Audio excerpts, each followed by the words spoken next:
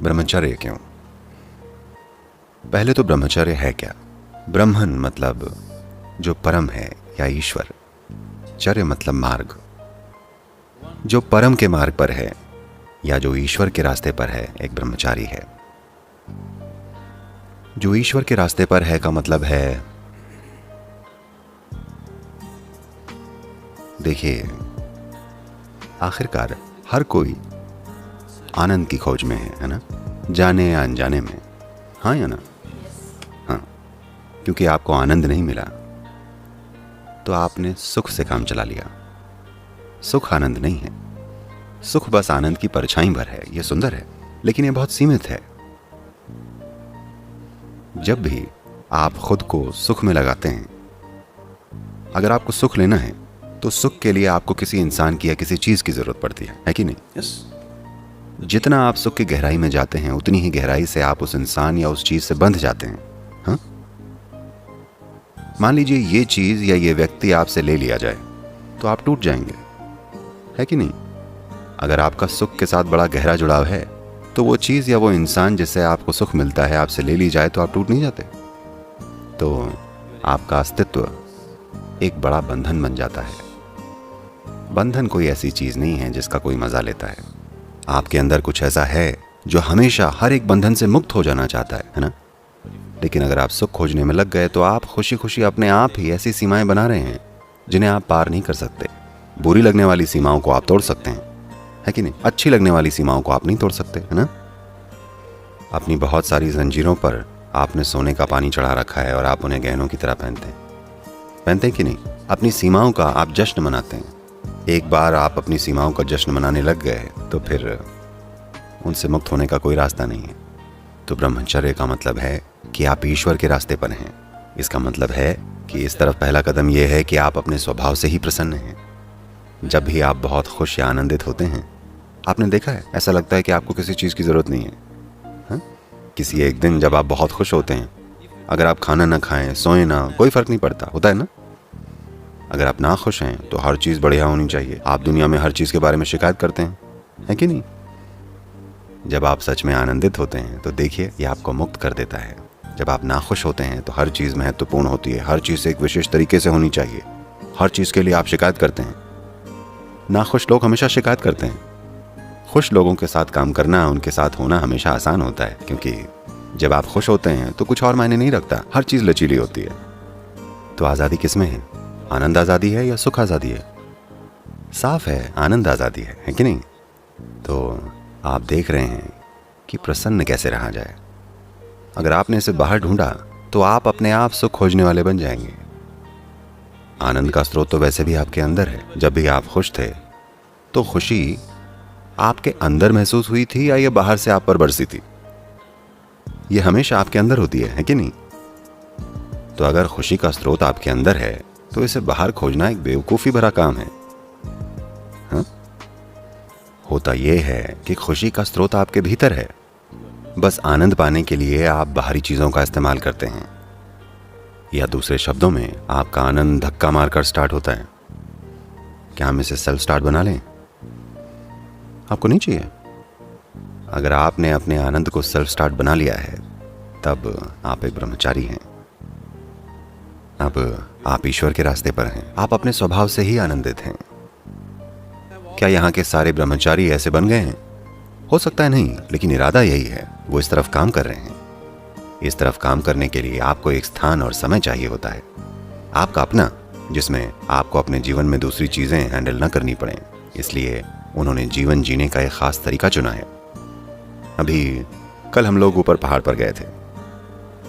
सिर्फ अपने शरीर का भार लेकर ऊपर चढ़ने में आप में से कई लोगों के पैर कांपने लगे थे, है कि नहीं?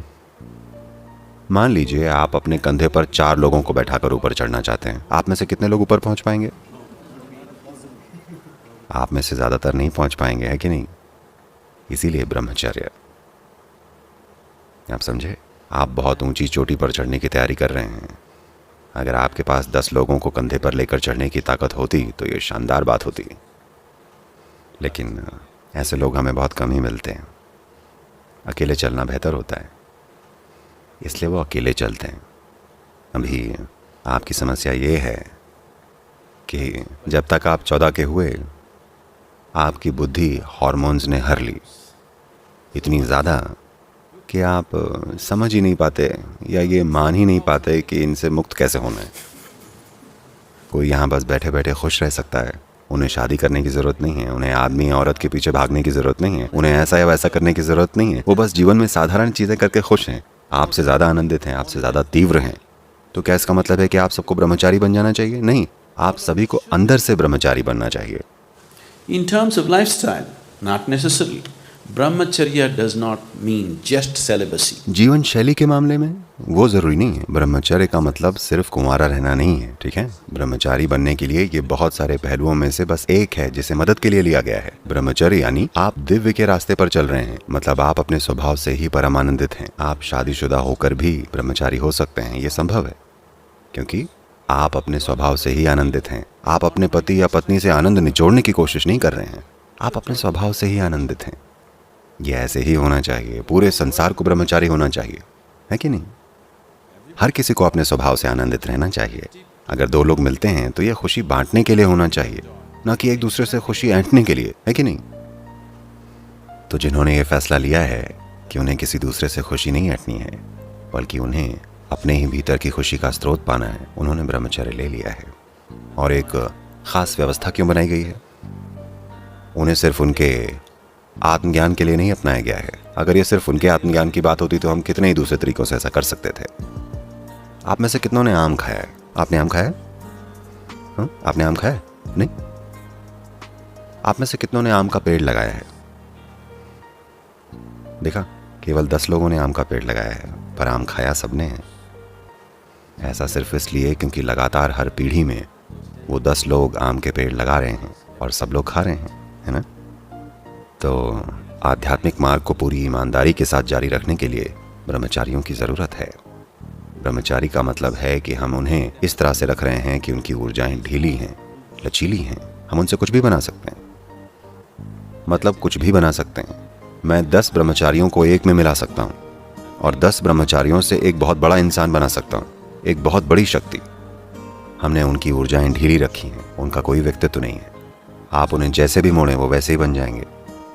देखिए, अगर हम एक उदाहरण लें तो आप एक मिट्टी के बर्तन की तरह हैं। आप एक कार्मिक बर्तन जैसे हैं। कुछ विशेष कर्मों ने, विशेष प्रभावों ने आपको एक विशेष रूप दिया है।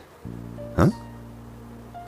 जीवन की प्रक्रिया के साथ अब आप एक विशेष प्रकार के इंसान बन गए हैं। जब आप बच्चे थे तो ये काफ़ी लचीला था, जब आप युवा थे तब ये थोड़ा कड़ा हो गया, जब तक आप वयस्क होते हैं ये बिल्कुल कड़ा हो जाता है। ये ऐसा है जैसे हम देख सकते हैं कि बर्तन धीरे धीरे जीवन की प्रक्रिया के साथ पक रहा है।